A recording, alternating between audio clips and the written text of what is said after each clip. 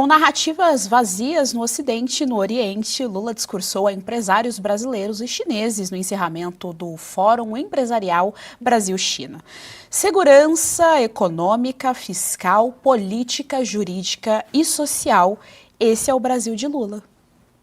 O Brasil é um país que hoje ele garante estabilidade fiscal aos investidores, ele garante estabilidade econômica aos investidores, ele garante estabilidade jurídica aos investidores, ele garante estabilidade política aos investidores e, mais importante, é que ele garante estabilidade social. É a única razão que eu acredito que valeu a pena a Revolução Chinesa em 1949 e o que valeu as nossas eleições no Brasil é provar que quando um governo tem compromissos sociais e não esquece as origens daqueles que chegaram ao poder e querem governar para todos, as coisas melhoram. Esse é o sucesso da economia brasileira. Eu sei que é muito difícil ouvir o Lula falando e ouvir ele falando uma mentira atrás da outra. Josi, tá aí o discurso do Lula, de que nós temos estabilidade política, social, jurídica. Ele elogia a Revolução Chinesa, faz um elogio à Revolução Chinesa, diz que é o país que acredita no social. Tem um meme que circula na internet das eleições de 2022, quando o Lula esteve na emissora oficial, né, do PT, que faz assessoria política ao PT, em que ele diz o seguinte: nós não vivemos na mesma realidade, nós não vivemos no mesmo país. É isso, nós não estamos vivendo no mesmo país que o presidente Lula. Cada frase uma gastrite, né, Geise? É impressionante, eu acho que é rindo para a gente não coringar. E aí, assim, mas vamos lá, vamos explicar, vamos desmentir, porque isso é fácil, né, desmentir o Lula. Uma criança de 10 anos desmente o Lula.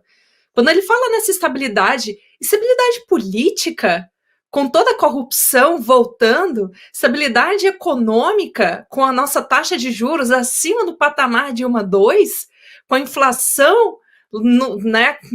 Vamos lá, vamos fingir que o IPCA, a nossa inflação oficial, mesmo assim está acima da banda, acima da meta.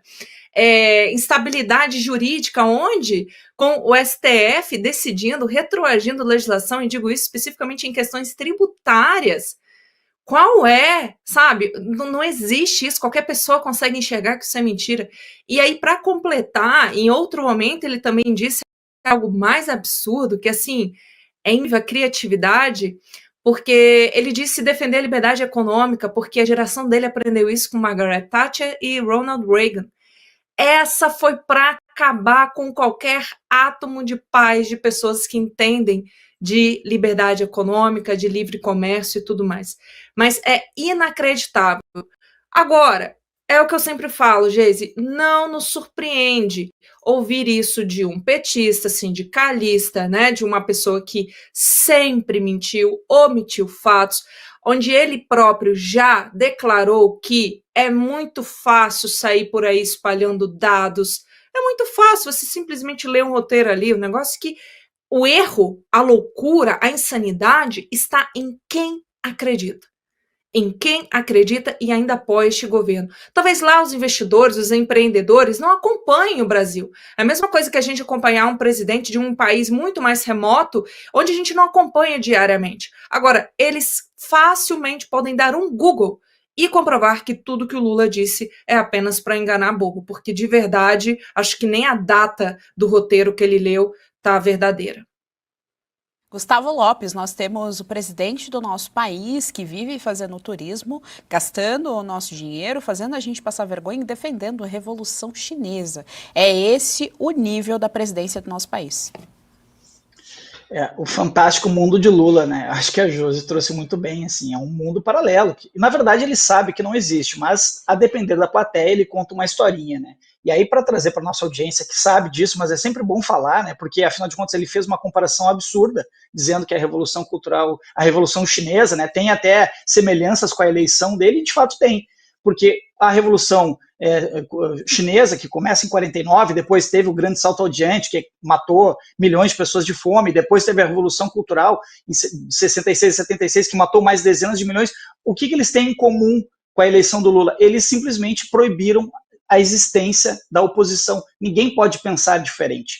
Todos os que pensavam diferentes eram calados. A gente só não chegou ainda no estágio que o Mao Tse Tung chegou, de matar, enforcar, enfim, fazer horrores com os opositores. Morreram dezenas de milhões de pessoas, dezenas de milhões. Essa revolução que o Lula está elogiando matou dezenas de milhões de pessoas. Nunca se matou tanto na história da humanidade quanto na Revolução Chinesa. E ele acha tudo isso muito bonito e acha interessante até fazer comparações com a eleição dele. Então, assim, eu não sei, de novo, por quem que ele por quem que ele é auxiliado, ali, se é o Itamaraty, que tem, apesar de ser bem esquerdista, tem um histórico ali de certos quadros bem técnicos, né, pessoas que saberiam que era uma besteira absurda ele dizer isso, mas tem o Celso Amorim, né, que é o cara que idolatra o Hamas, que acha lindo Cuba, que acha muito bonito o comunismo, então talvez ele esteja ouvindo esse lado mais vermelho, né? Obviamente deve se sentir muito feliz. Ele saiu do encontro com o Clubinho dos Ditadores, saiu inspirado, né, para chegar lá na China falar esse monte de bobagem.